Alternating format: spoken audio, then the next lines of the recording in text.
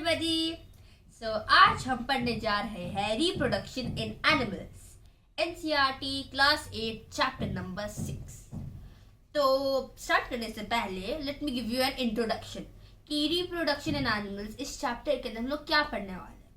well, पिछले साल इन 7th grade we learned कि there are two types of reproduction. One is sexual reproduction and the other is asexual reproduction. दोनों में difference क्या है? Asexual reproduction के अंदर सिर्फ एक इंडिविजुअल चाहिए होता है.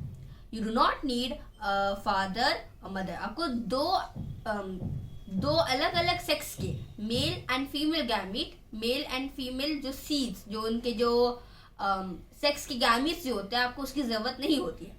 You just need one in asexual, whereas in sexual you need two, female and male. तो अब हमने सीखा था that in plants they do sexual reproduction. जैसे कि उनका जो रिप्रोडक्टिव पार्ट होता है, they have a male and a female reproductive part.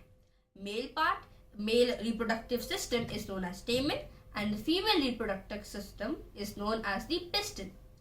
और उनके जो गैमीट्स होते हैं, male gamete is known as pollen grain and the female gamete is known as the ovules. तो वो हमने पढ़ा था for flowers. Now comes here that how do animals reproduce?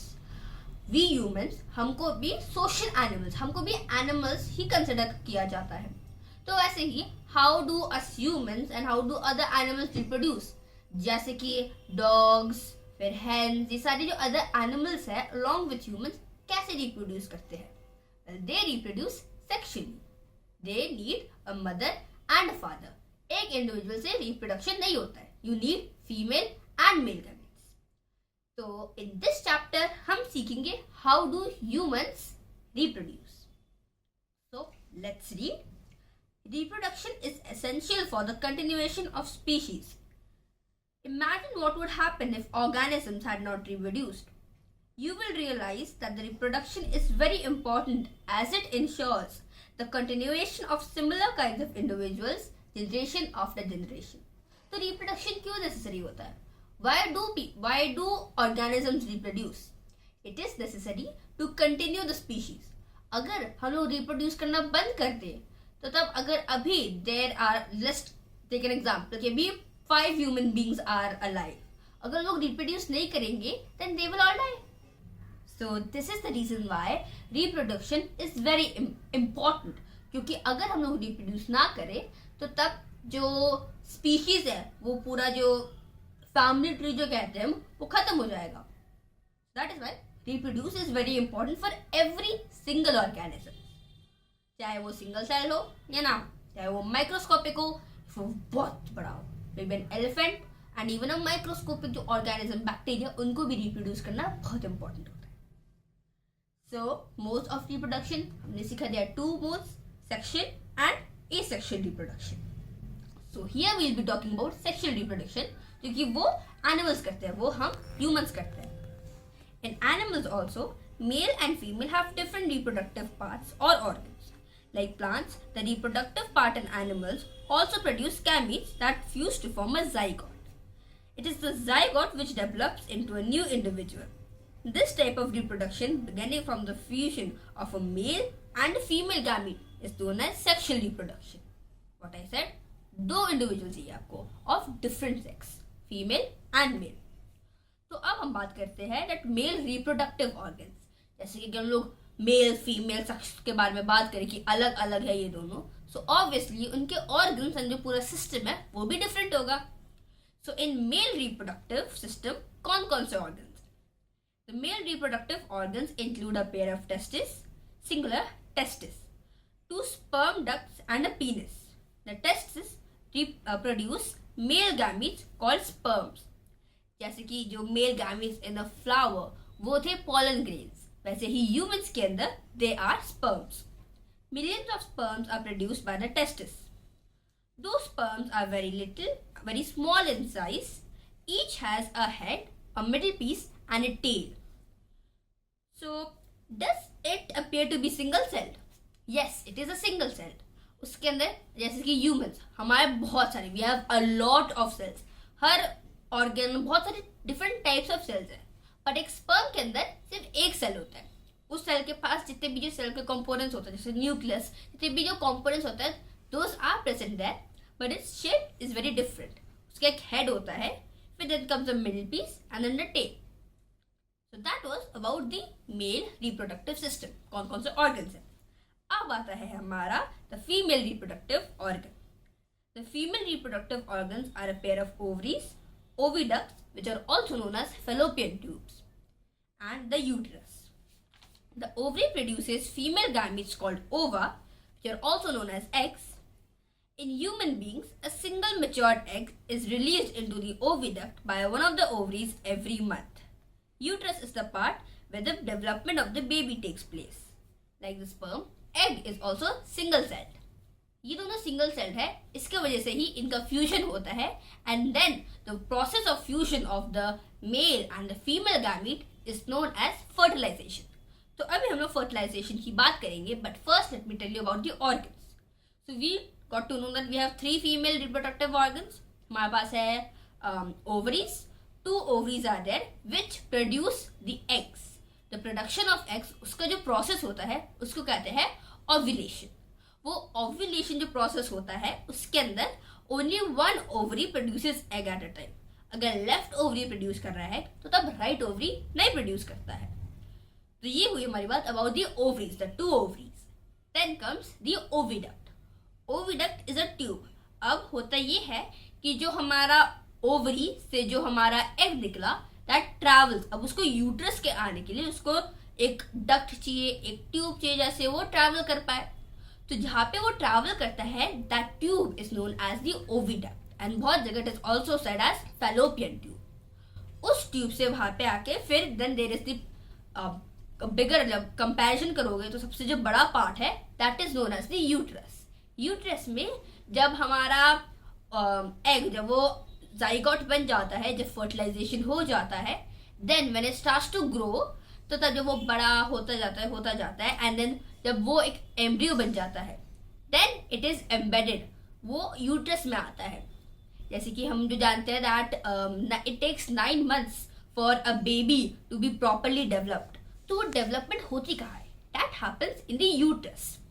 So every single part in the reproductive organ, चाहे वो male हो या फिर फीमेल हो, it holds a very significant importance. उसका बहुत नेसेसरी होता है. तो अब हम बात करते हैं कि फर्टिलाइजेशन होता कैसे है. Fertilisation only happens in the female reproductive system. सिर्फ फीमेल के बॉडी में होता है ये, not in the males. The first step in the process of reproduction is the fusion of a sperm and an ovum.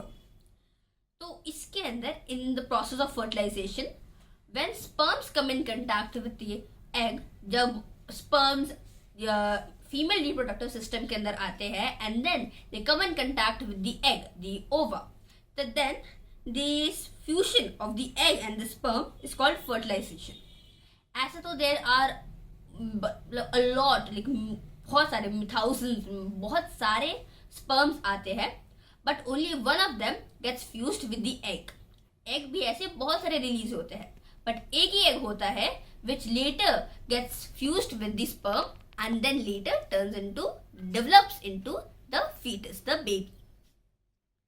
During the fertilization, the nuclei of the sperm and the egg fuse to form a single nucleus.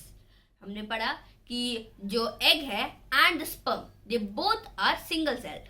तो दोनों single celled जो cells है, उन दोनों का वो दोनों जब fuse होते हैं तो वो एक सेल बन के एक बन जाते हैं. They become one whole cell, one whole nucleus. So the result in the formation of a fertilized egg or zygote, ये होता है through the process of fertilisation. So zygote is the first, जब हमारा स्पर्म और egg, जब before the baby is developed, पूरा baby जब आपका उसका ऑर्गन सब कुछ फॉर्म होने से पहले जो सबसे पहला जो सेल होता है, that is the zygote. So this is the first individual, first cell that is made. The process of fertilization is the meeting of an egg cell from the mother and a sperm cell from the father. अब इसकी वजह से होता ये है that the new individual inherits some characteristics from the mother and some from the father. जैसे कि हमने नोटिस किया है जो भाई बहन होते हैं तो उनके अंदर कुछ पार्ट्स होते हैं उनकी मम्मी का, लाइक एक तो मम्मी जैसे दिखते हो तुम, तो एकदम अपने पापा जैसे दिखते हो, तो वो दिस हैपेंस बिकॉज ऑफ कि द स्पर्म्स जो है एंड दी ओवा जो होता है, द एग, कुछ उनके कैरेक्टरिस्टिक्स आते हैं कि मम्मी का जो ओवा होता है, मम्मी का एग, उससे कुछ कैरेक्टरिस्टिक्स आ गए। मान लो मम्मी की जैसे होता है ना, एकदम मम्मी की आंख है तुम्हारी, तो वो आपको like that happens through the process of fertilization. So fertilization which take place inside the female body is called internal fertilization. So अब बात आती है that there are actually two types of fertilization. One is internal fertilization and the other is external fertilization. So what is internal fertilization? As the name says, internal fertilization happens inside the mother's body, whereas external fertilization is happening outside the mother's body. So examples of internal fertilization are humans, then dogs, cats, and also hens. Hens is उनका बहुत ही like important topic अभी चलने वाला है, and that I'll be telling you later. क्योंकि अभी obviously confusion थोड़ा question आ रहा होगा कि hens तो अंडे देते हैं, how does it happen? So I'll be answering this question later. So first let me tell you about external fertilization. So होता ये है कि in many animals fertilization takes place outside the female body. In these animals fertilization takes place in water. अब ये water में कौन करता है? Frogs and toads करते हैं. During spring or rainy season, frogs and toads move to ponds and slow flowing streams. When the male and the female come together in water, the female lays hundreds of eggs. And like a hen's egg, frog's egg are not covered by a shell. जैसे कि हम जानते हैं कि जितने भी जो birds होते हैं उनका एक बहुत हार्ड शेल होता है, but a frog is not having that hard shell.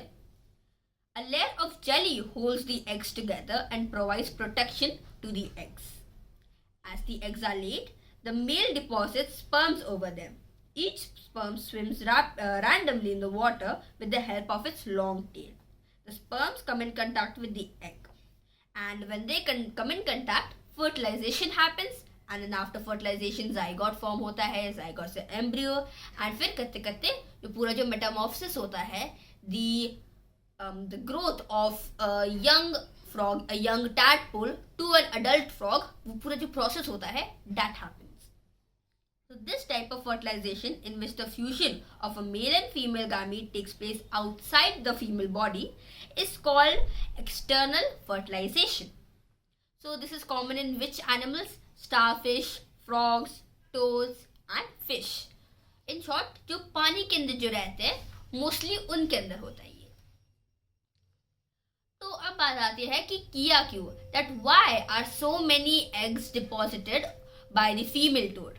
This happens because it is a very hostile environment there, कि जो बहुत चांसेस नहीं होते हैं कि टैडपोल बड़ा हो पाए या फिर स्पर्म और एग फर्टिलाइज हो पाए, वो फ्यूज हो पाए. There are very less chances. तो इसलिए hundreds of eggs are laid out and many sperms come, ताकि जो फ्यूचर जो टैडपोल्स, फ्यूचर फ्रॉग्स जो हो उनकी नंबर ज़्यादा हो. दैट इज स्पीशीज जो रिप्रोडक्शन मैंने स्टार्टिंग में बताया था, that it is very important कि रिप्रोडक्शन करे, ज़्यादा से ज़्यादा बच्चे हो ताकि आपकी जो स्पीशीज है वो कंटिन्यू रहे. So this is the reason why so many eggs are laid by the female frog. So now I use the term embryo. Embryo क्या होता है? So now will understand how is an embryo developed. So the fertilization results in the formation of zygote, which begins to develop into an embryo. The zygote divides repeatedly to give rise to a ball of cells. The cells then begin to form groups that develop into the different tissues and organs of the body. That there are a lot of cells in the human body, a lot of cells. तो वैसे ही जो एक cell था हमारा zygote, वो अपने आप को डिवाइड करता है. It breaks down into many smaller cells, ताकि वो हर एक सेल जो फ्यूचर जो बेबी होता है, किसी वो टिश्यूज बने, वो ऑर्गन्स बने, वो ऐसे कर करके वो अलग अलग सेल्स जो बेबी की जो बॉडी है उसको डेवलप कर सके. The developing structure is termed as an embryo. The embryo gets embedded in the wall of the uterus for further development. जो हम कहते हैं that the mother's womb where the baby is developing, where the baby is growing, तो womb is actually the uterus. वो uterus before pregnancy, जब आप pregnant नहीं होते तो then it is comparatively very small, but जब आप प्रेग्नेंट होते हो then that it expands into a very big size, बहुत बड़ा हो जाता है, ताकि वो जो बेबी है उसको आप कैरी कर सकते हो. So the embryo continues to develop in the uterus and then it gradually develops into the baby, into the fetus. Fetus एक ऐसा स्टेज होता है जिसके अंदर you're able to understand, you're able to find out कि उसके limbs, like उसके हाथ पैर आपको दिखाई दे रहे होते हैं during ultrasound. तो उसके अंदर you're able to see कि अच्छा these are its two hands, अच्छा वो उसके दो पैर है, अच्छा वो उसका head है. You're able to find that out. क्योंकि in zygote and embryo आपको वो नहीं समझ में आता. You are not able to see anything, but in fetus you can. So when the development of the fetus is complete, the mother gives birth to the baby. So अब आती है बात जो मैंने क्वेश्चन, जो आप सबके पास जो क्वेश्चन आ रहा होगा कि हेल्थ के अंदर इंटरनल फर्टिलाइजेशन कैसे होता है. So here we'll be talking about how is that done. After fertilization, the zygote divides repeatedly and travels down the oviduct. As it travels down, many protective layers are formed around it. तो होता ये है कि जो hen के अंदर the male and female gamete वो fuse तो hen के बॉडी के अंदर, hen के reproductive system के अंदर ही होते हैं. It happens inside the body of the hen. But उसके बाद जब वो और ग्रो हो रहे होते हैं, तो as it is traveling down the oviduct, उसके ऊपर hard shell, hard layer form होते हैं. जब ये लेयर्स फॉर्म होते हैं तो तब इट इज वो लेयर्स फॉर्म हो रहे थे, तब उसके बाद the hen it lays the egg. तो वो जो लेयर जो फॉर्म हो रहा है hard, that is the shell. तो fertilisation, fusion of the male and female gamete वो तो हो गया inside the hen's body. But जो डेवलपमेंट होता है कि जब वो एक जाइगोट से एम्ब्रियो, एम्ब्रियो से जब वो एक बेबी, जब वो चिक बन रहा होता है, that it happens outside the body. So मतलब internal fertilization but external development of the chick. तो वो जो shell जो covering हो जाती, covering बनता है, that hard layer, उसके अंदर जो develop हो रहा होता है बच्चा, the chick, and that is why you have seen that hence वो हमेशा अपने अंडों के ऊपर बैठी रहती है ताकि उनको warmth मिले. So the embryo takes about 3 weeks to develop into a chick. So in animals which undergo external fertilization, development of the embryo takes place outside the female body. Their embryos continue to grow within their egg coverings. After the embryos develop, the eggs hatch. So that was about the hen. कि hen कैसे, मतलब it is having fertilization inside the body, but development of the chick outside the hen, the female, the hen's body. So now comes the topic viviparous and oviparous animals. Now this topic I'll be telling you in the next video. So please keep on watching my videos and don't forget to like and subscribe. Thank you so much and I really hope आपको आज काफी सारे concept clear हो गए about chapter number 6, reproduction in animals. Thank you. Bye.